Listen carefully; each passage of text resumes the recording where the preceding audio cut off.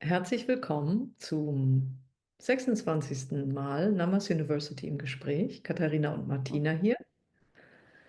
Wir möchten heute sprechen über die Einheit allen Lebens, wie wir sie leben, wie wir sie erleben, im Frequenzsprung von der dritten in und durch die fünfte Dimension. Katharina, vielleicht reden wir mal über die Erde an sich und wir reden über unser Erleben, die Art, wie wir da durchgehen. Fang doch bitte mal mit der Erde an und den Reichen der Erde, den Königreichen der Erde. Ja, ähm, wir haben bis vor Kurzem ja gedacht, es gibt nur 4 Reiche auf der Erde. Dann wurden es 5 und mittlerweile sind wir aber schon bei 12 Reichen. Dazu werden wir näher noch mehr bringen, aber müssen wir denken, wir Menschen sind hier nicht allein Hm. und, wir sollen uns die Erde nicht untertan machen, sondern wir sind ihre Hüter. Auch das ist spirituellen Menschen nichts Neues. Mit der Frequenzverschiebung, die jetzt auch bald abgeschlossen ist, wird uns immer klarer, dass wir nicht alleine sind, dass wir in diesen höheren Frequenzen andere Wesen finden und mit ihnen arbeiten sollen. Es ist von uns also ein Umdenken, Neudenken und Wiederlernen gefragt. Ohne das kommen wir jetzt nicht mehr weiter. Also wir müssen uns erinnern, wie die Schöpfung überhaupt gedacht ist, nämlich in der Einheit allen Seins. Und das ist nicht nur ein Begriff, es ist nicht nur eine Schwingung, es ist nicht nur etwas, was man beim Meditieren erleben kann, sondern es ist etwas, was wir täglich leben sollen. Die Einheit allen Seins, zum Beispiel die Zusammenarbeit mit den Devas. Wir befinden uns auf einem Körper, der von einer großen Deva gemanagt wird. Ja, Es gibt hier irre viele Devas, die mit uns zusammenarbeiten wollen und sollen und jetzt auch wieder bereit sind. Ich meine, Vorbehalte gab es von deren Seiten auch. Ja, welchem Mensch kann man noch trauen? Ja, ja, ganz genau. Also da ist Annäherung von allen Seiten jetzt gefragt.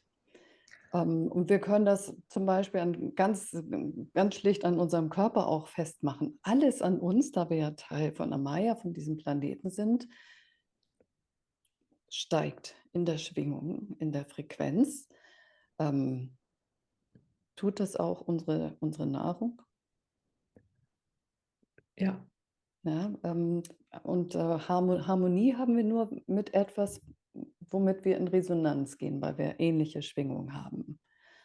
Also sollten wir uns zum Beispiel auch um unser Essen ganz anders kümmern. Sehr interessante zwei Punkte. Was ich feststelle aus dem Dialog mit Menschen, die ihre zwölfsträngige Sonnendiamant-DNA in weiten Bereichen jetzt, sag ich mal, für sich erobert haben, Hm, die fangen an, mit Bäumen zu reden. Vorher sind die durch den Park gegangen oder gejoggt, um frische Luft zu schnappen. Jetzt finden dort Gespräche mit Bäumen statt. ja. Plötzlich finden Gespräche im Aachener Dom mit den 73 Steinmännern statt, die es dort gibt. Ach, Und Leute sind 73 sind's. überrascht, dass sie angesprochen werden, weil das geht plötzlich. Und auf der anderen Seite,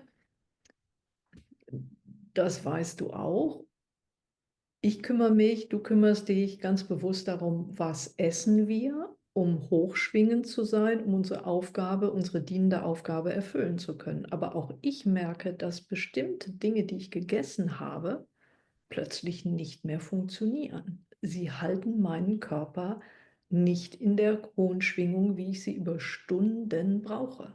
Ja, gut, wir haben Mittel und Wege, als Energiearbeiter, wo wir alle hin sollen. Gibt es zum Beispiel Symbole, oder Schwingungen, es gibt Chants, um etwas, Gib ja, mal zu Beispiele, erhöhen. konkret. Ähm, Welches Symbol kann ich benutzen, um meine Nahrung höher schwingender zu machen oder zu reinigen? Du kannst das Symbol nutzen. Und, ich würde dazu noch, Gott Vishnu rufen und oder Gott Shiva, wenn du Unterstützung brauchst. Ja, das Alte abbauen, das Neue aufbauen. Ja, ja. Unsere Kollegin Komal hat ja eine Vorlesung empfangen von Gott Vishnu und Gott Shiva und, hat noch einiges mehr dazu sagen. Da möchte ich jetzt auch nicht ganz vorgreifen, beziehungsweise die beiden durch Komal. Okay. Das Aber heißt, da man ja, spricht jetzt im Anschluss, wenn sind 3 ja, Deva-Podcast-Sendungen, Vorlesungen der Meisterlehrer. ja, 2 spricht Kumal. Du wirst eine geben für? genau. Für Gott Indra. Ja. Ähm, nur das ist eben nicht nur relevant für uns, die wir Spiritualität kennen, die wir damit leben, sondern es ist für alle Bewohner des Planeten relevant, diese Schwingungserhöhung und Schwingungsveränderung. Und wir müssen alle wissen, wie wir uns in Einklang bringen können mit uns selbst. Die wenigsten wissen heutzutage, dass sie sich so verändern. Wenn sie vom Shift hören oder Frequenzverschiebung, fragen sie immer: „Was soll das Ganze?“ Aber es hat eben Auswirkung auf dein ganz konkretes tägliches Leben, auf dein Wohlbefinden. Deswegen, ich würde es einfach mal ausprobieren, die Schwingung zu erhöhen von dem, Die was ich alten esse. Wege und Methoden klappen Ja, plötzlich nicht mehr. Ja, ja, absolut. ja, Ähm, ja. wie kann ich meine Kommunikation diesem Frequenzsprung anpassen? Wie meinst du das genau? Also, unser Motto ist ja sowieso: „Verbinde dich mit deiner Seele.“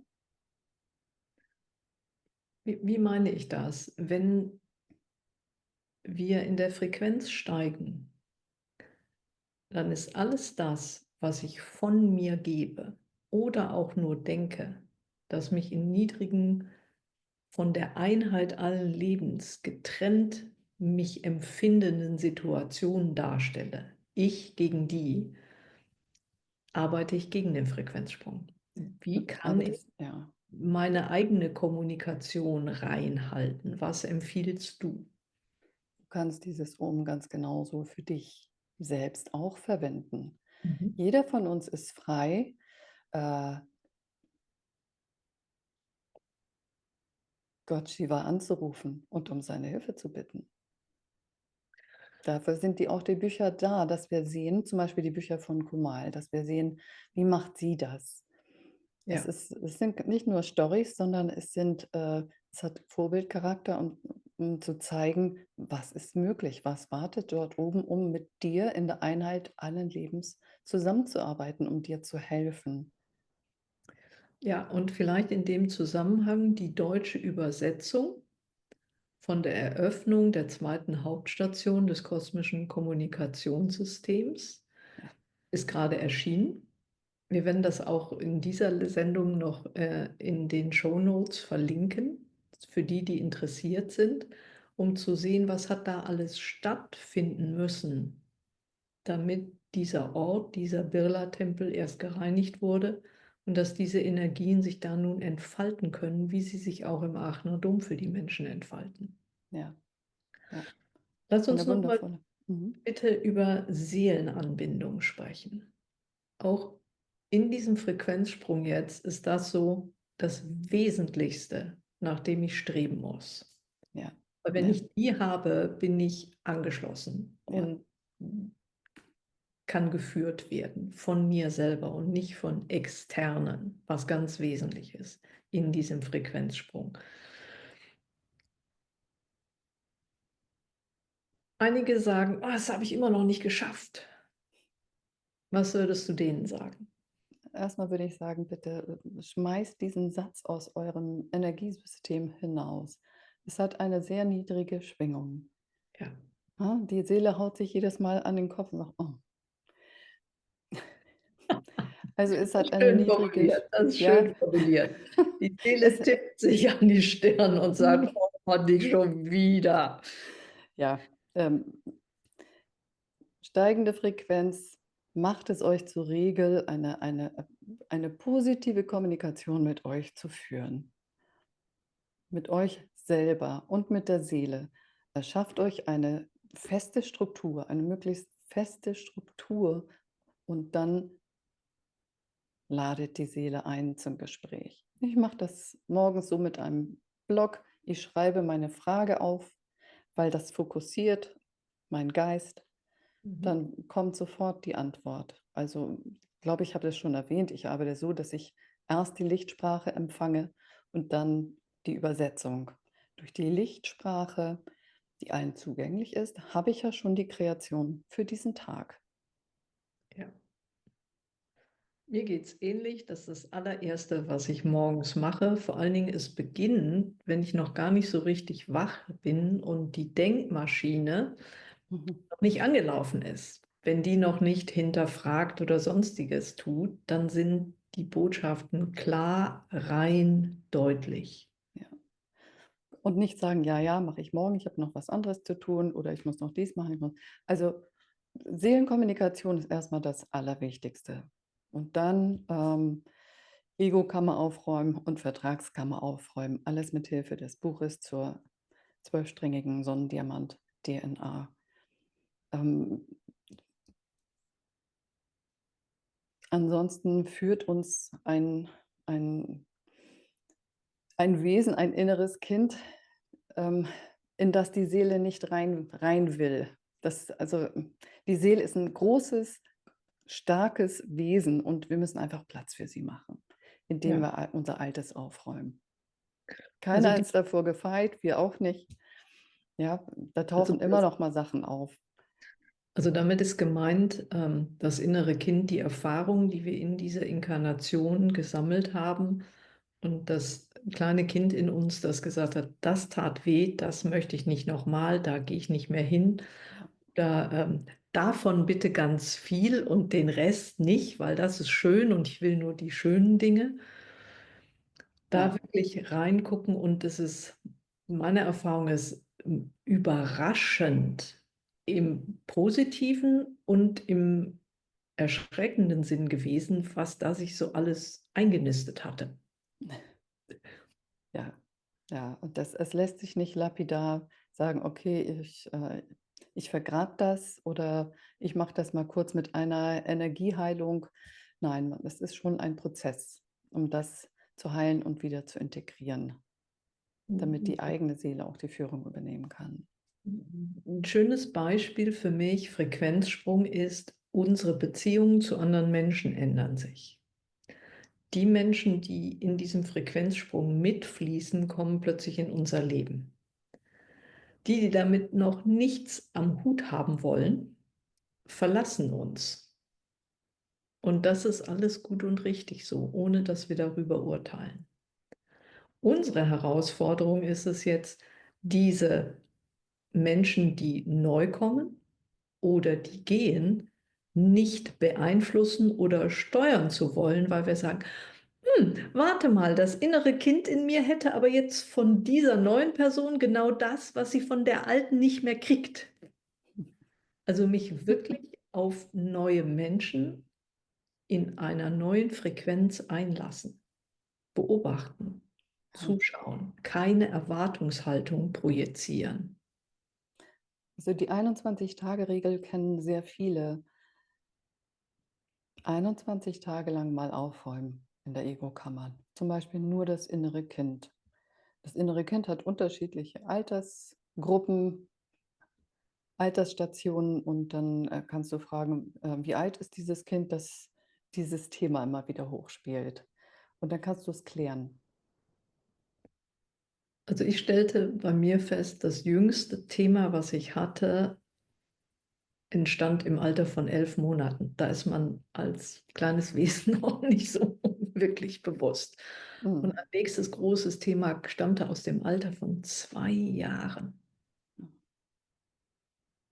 Daran Ja, konnte ich keine Erinnerung mehr haben. ja. Und diese Themen werden auch so groß gemacht, weil das sind anscheinend so ganz große emotionale Konflikte, die sich da festzimmern Ja, im Energiesystem. Also wir müssen daran.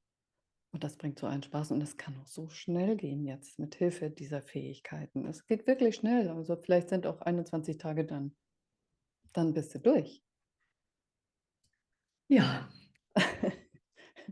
ja, weil das ist auch vielleicht ein ganz wichtiger Punkt. Wir sind in einem rasanten Veränderungsprozess und wir haben das Bedürfnis, dass irgendwann wieder Ruhe einkehrt, Normalität in Anführungsstrichen und nicht ständig Hausputz und Neues lernen. Und meine Erfahrung ist, wie soll ich das beschreiben, ist vielleicht, dass der Korken von der Flasche ist jetzt rausgeschossen und wir sind durch diesen Hals geschossen als Flüssigkeit in einen gänzlich neuen Raum. Und da Mhm. finden wir uns gerade zurecht und bauen unser neues Sein auf. Und im Gegensatz zu dem Komprimierten in der Flasche haben wir jetzt einen viel größeren Raum und können miteinander, wenn wir diesen Raum als neuen Raum annehmen.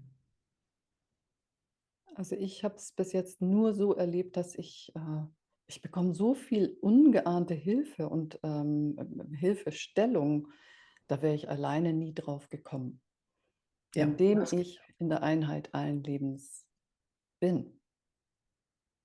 Das geht mir auch so. Also Allein ja, das ständige Telefonieren mit fast allen Kollegen an der Namas University und dann, oh, ich habe nicht an die Zeitzone gedacht, die schlafen noch, oder? ja, ja. Wundervoll. Also, es gibt so viel zu entdecken. Die Frequenzverschiebung macht es einerseits einfach, andererseits macht es vielen aber auch schwer aufgrund dieser nicht mehr zusammenfügbaren Frequenzen von gewissen Dingen. Wenn wir Ich glaube, wenn wir allein dadurch wenn wir davon wissen, hilft es uns schon, Ja, ne? Und unser Leben, unseren Kreis können wir selber steuern. Und wir können Hilfe in Anspruch nehmen von der Seele und von den Elementar- und Lichtwesen, die uns führen, wenn wir es wollen, wenn wir diese Hilfe rufen. ihnen Raum in unserem Leben geben und den anderen um uns herum, die uns verlassen oder neu dazukommen, gestatten, sie selbst zu sein, ohne dass wir das kommentieren müssen. Die dürfen genauso wie wir ihren freien Willen entfalten. In der Einheit allen Lebens. Das ist natürlich eine Aufgabe für uns Wir Inkarnierte, ne? merken es ja selber, ob wir eine Entscheidung getroffen haben Ja. innerhalb der Einheit allen Lebens, Mhm. weil dann fließen die Dinge. Wenn ich mich gegen die Einheit allen Lebens stelle und sage, das passt mir jetzt nicht oder da ist mein Ego angegriffen und ich ziehe mich zurück, mit denen habe ich jetzt nichts mehr zu tun, sehr spannend, dann tut's weh. Dann Ja, tut's weh, ja. weil ich mich wieder außerhalb der Einheit allen Lebens gestellt habe. Und das ist für mich so ein wunderbarer Maßstab, um erstmal zu gucken, zu beobachten, zu verstehen zu wollen. Ich bin gespannt, was unsere Zuschauer und Zuhörerinnen erlebt haben in dieser Hinsicht. Ja, wir wären dankbar für Kommentare. Schreibt uns das bitte in die Kommentare, wenn ihr Mhm. möchtet. Und dann freuen wir uns. Wir sind auf der Zielgeraden zum Jahresende. Ich weiß nicht, wir Wow. machen wahrscheinlich noch eine oder zwei Sendungen und dann muss für uns auch erstmal Pause sein. Es gibt noch extrem viel zu tun. Eigentlich Ferien finden schon wieder nicht statt, weil es Energiearbeit gibt. Aber wir sind überrascht und sehr dankbar, dass wir jetzt schon bei der 26. Sendung angelangt sind Ja, und freuen uns, dass so viele uns folgen. Wir haben auch gelernt, und da geht es ein Riesendankeschön an die Julia aus Österreich, die zu unserem Team dazugekommen ist. Wir haben nämlich festgestellt, dass es eine automatische Übersetzung bei Google ins Englische gab und die von der englischsprachigen Studiengruppe gehört wurde, aber die Übersetzung natürlich nicht gut genug war. Und die Julia ist nun hinzugekommen und fügt sowohl deutschsprachige Untertitel als auch englische Untertitel ein, die dann auch die englischen in andere Sprachen übersetzt werden können. Insofern müssen wir da mal weiterdenken, ja, tolle damit wir Sache, auch von mir. Danke an Julia. Mhm. möglichst vielen gemeinsam dienen können. In dem Sinne, in der In diesem Einheit Sinne. allen Lebens. Wir wünschen euch eine wundervolle Entwicklung und bitte tragt mit eurem Dienst zur Gemeinschaft der Erde in der Einheit allen Lebens im Frequenzsprung bei. Tschüss, bis zum nächsten Mal.